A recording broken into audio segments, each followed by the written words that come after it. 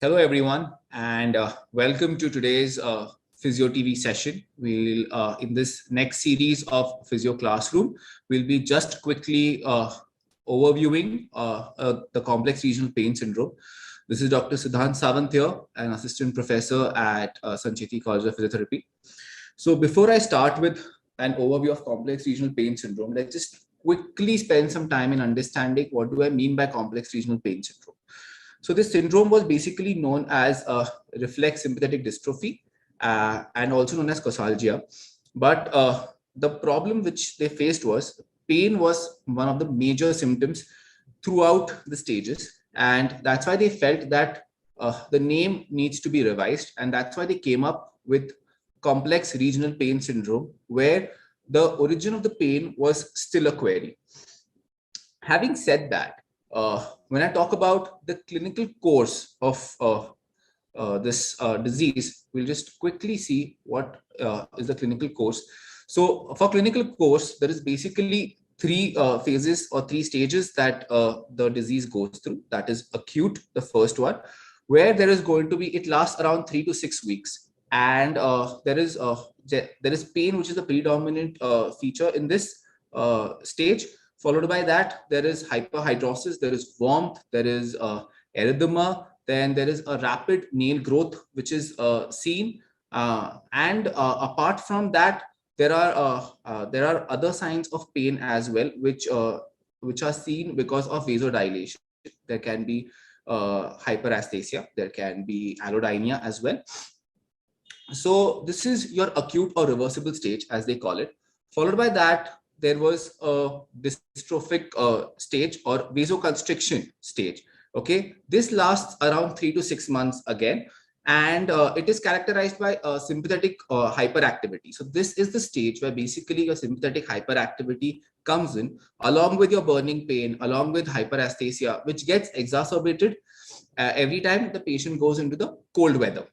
So this is what your stage 2 is.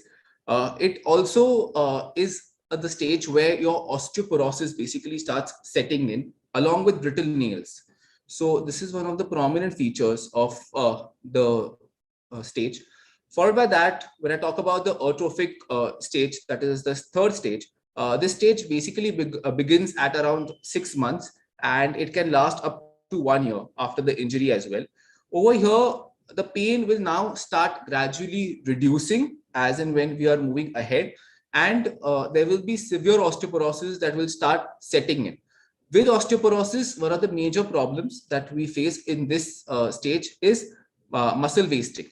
So along with muscle wasting, there is contractures that they start developing, and we expect a spontaneous recovery afterwards by around, say, 24 months, that is around 2 years of the injury. So that is what the clinical course of the entire disease is. Having said that, what would be the common structural and functional impairments that the patient comes with? Of course, the first one being pain. Apart from that, when I say pain, I also mean hyperasthesia, hyperalgesia. I also mean allodynia, basically. So with this, there is going to be edema. Then vasomotor instability. Then there are trophic changes which are seen. And as the condition progresses, there are contractures which are basically seen. So this was a quick overview of what the clinical course and the symptoms of CRPS looks like. Coming to the main part, that is the management part of it. So the entire management is basically divided into stages. So when I start with the first stage, that is stage 1, and I'm talking about an early intervention in this. The first and the foremost, I start always with relief of pain and control of edema. Why so is because it's a cycle basically that you need to understand, that the edema that comes in basically causes pain, which causes hypermobility or less of activity of the part, which again causes more amount of pain, and which causes more amount of edema. So that's how the cycle continues. Okay. So to break this cycle, you first need to relieve the pain and control the edema. Once you have done this, after that, you can start with patient education. What happens in this is, a lot of time the patient comes in so much of pain that it is difficult for the patient to grab the information that you're giving in. So this is what your clinical skills come into the picture, to judge if the patient is in pain or if it's in tremendous pain. It's better to relieve it first and then start educating the patient so that the patient grasps the information even better. So the patient education basically includes the movements, how much the movements the patient needs to do, how much the exercises dosage the patient needs to follow. That is something which is very important. Okay. And followed by that, the precautions that the patient needs to take while managing the patient. The next is increase in mobility of involved tissue. Now, this can be with help of just basic structures. Once the pain has come down, once you have controlled the pain, once the basic symptoms like allodynia, hyperalgesia have been taken care of, after that, you can start with increasing the mobility of the involved tissue. In this, there are multiple ways of going ahead. Some gentle kneading, which is helpful for the patient. Okay, along with that, some lymphatic drainage techniques that you can use to increase the mobility of the involved tissue. Gentle stretches where we can start some nerve glides, basically just to relieve the pressure on the nerves. We avoid giving tensioners in this entire course of management, as if the nerve is involved, automatically there is a lot of tension that is created around the tissue. Followed by that, we move on to improve muscle performance. For when I talk about improved muscle performance, I start with gentle exercises. They can be just isometrics or just concentrics as well. A concentric in a pain-free range is always better, is what I always feel. So you can start with that. Then going ahead with desensitizing the area. We'll talk about desensitization when we talk about the next part of the management. In stage 2 as well, we have the same, in stage 2 as well, we have the same criteria under which we can speak about it. Something important for pain management is application of TENS. So TENS or transcutaneous electrical nerve stimulation has basically shown a good results in patients of CRPS. In that, why have TENS been of importance is because when I talk about a conventional TENS of high frequency and low intensity basically can be given for a prolonged period of time. A. And B, the application of TENS. When I talk about the application of TENS, a good part about application of TENS is you can apply TENS over a dermatome, over the nerve roots as well. So without even treating the part actively, you're still causing an effect of pain relief on that area. So that's why TENS plays a very important role in pain management. Mobility and muscle performance remain the same. Over here, we can start with our active exercises as and when the patient is comfortable. For mobility as well, if need be, we can start with gentle stretches. We can continue with them. We can start with Maitland and Carlton Bone, that is our schools of thoughts for mobilization. So coming ahead and coming to the advances of CRPS management that I would like to cover in detail. So the first one being mirror therapy. So the entire aim of creating the concept of mirror therapy was to create an illusion that the affected limb is absolutely normal. And it was basically devised as a technique for amputee patients. And it was developed by an Indian called Ramchandran in 1992. Okay. The entire idea of developing mirror therapy was basically to control the phantom limb pain. Followed by that, what basically it involves is concealing the affected limb behind the mirror while the non-affected limb is positioned so that its reflection is superimposed to where the affected limb should be. So by this, what are we achieving is that the brain is shown to prioritize visual inputs over proprioceptive inputs. So visual inputs are always stronger. So the brain feels that the limb is basically normal, or the part that is actually affected is normal. So that's where the mirror therapy basically works. So what is the basic mechanism of it? It basically helps to increase the attention to the limb that we need to give. Okay, it improves the ownership of the limb. The activation of the mirror neuron system is seen, which is better in this. And there is reduction in sensory motor incongruency, which is very, very important. So apart from this mechanism and apart from this entire, I would like to say, the benefits of mirror therapy, there is a gray zone also with it. That is, in some cases, mirror therapy can exacerbate the symptoms as well. So that's why whenever we try to start with mirror therapy, what we always prefer is that we start slow with the patient. A very limited dosage is given to the patient first to just check the effect of mirror therapy on the patient. And the next day when the patient comes to you is the better time to start with the actual dosage. So always remember that with mirror therapy, it's a two-edged sword. So if you want to control the symptoms, there are chances that it can exacerbate as well. Going ahead, I would like to show you an image now. So can you just guess what side of image that is? So which elbow flexion the person is trying to do? Okay. Is it right or is it left? And with this, look at the next image which is present. So which is this? This is right or this is left? Okay. Keep the answers with yourself. Which is this one now? Is it right or is it left? And the fact that you have understood this, okay, is what we talk about graded motor imagery. Okay. The fact that you could understand that was it right or was it left is what the graded motor imagery is. Okay. It basically follows three stages. Okay. The stage one is where participants recognizes if a part is right or left from the flashcard as quickly as possible. So the thing that we just did was stage one. Okay. Was stage one of graded motor imagery.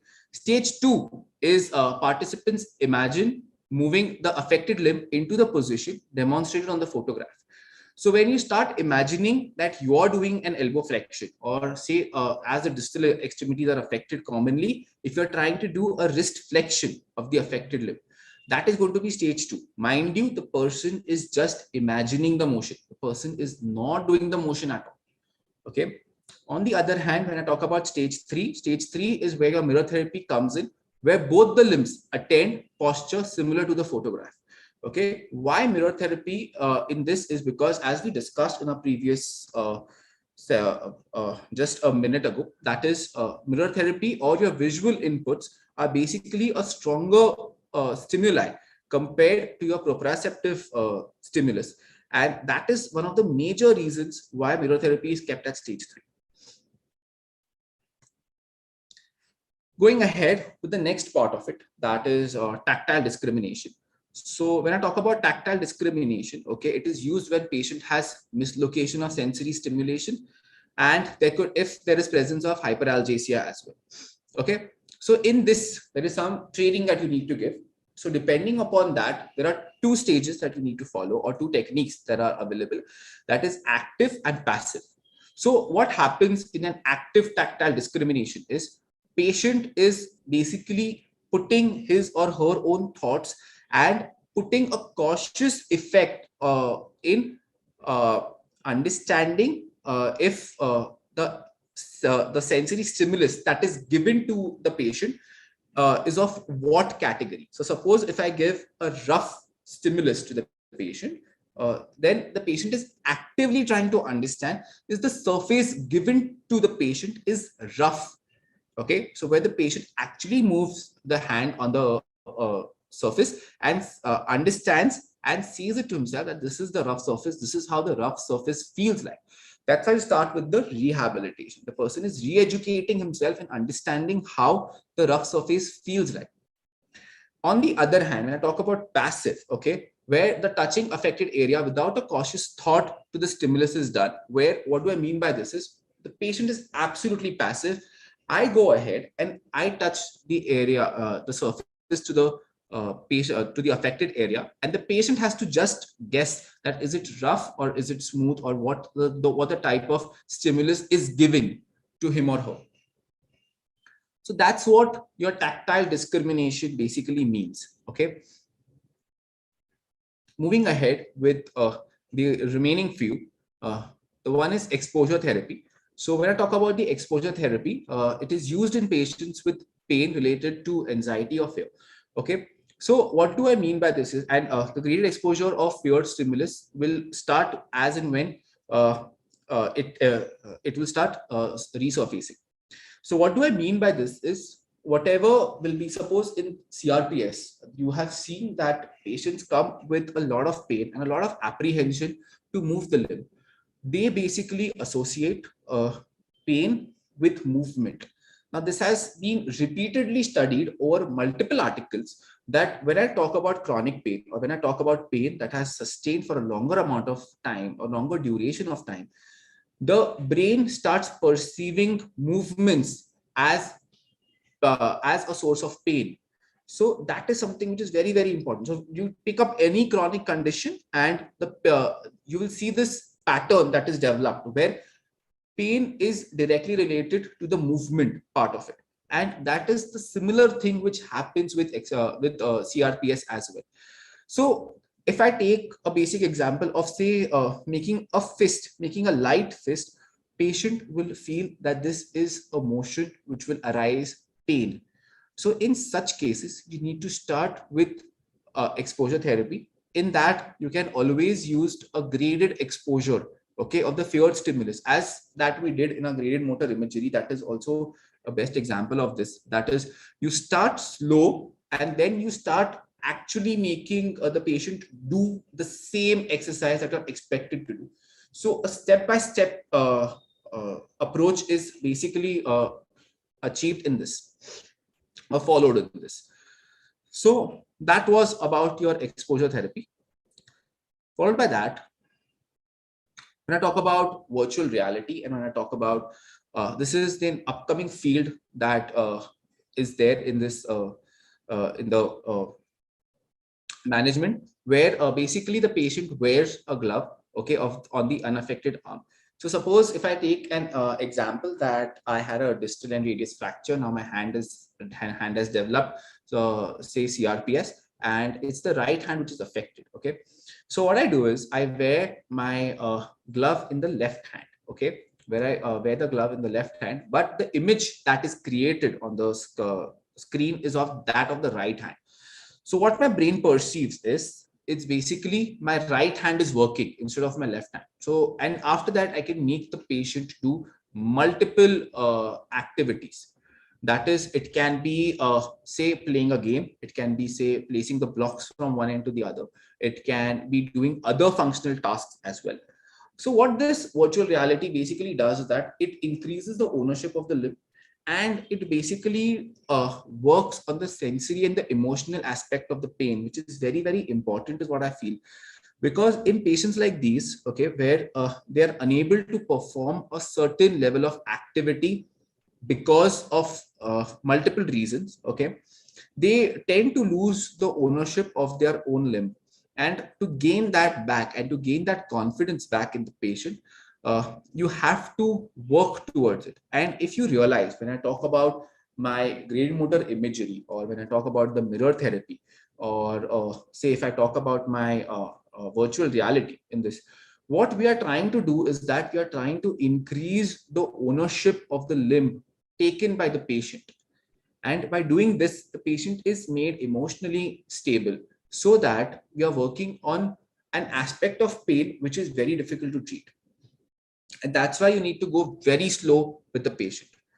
Wherever you feel that you are trying to overshoot with the treatment, the next day is the right time, or the next session is the right time, where you can actually come to know if you have worked extra with the patient. When I talk about, lastly, when I talk about my minimizing body perception disturbance, okay, so the best way of taking care of this is making the patient, and this I actually work with my patients as well, where I actually ask the patient to stand in front of the mirror.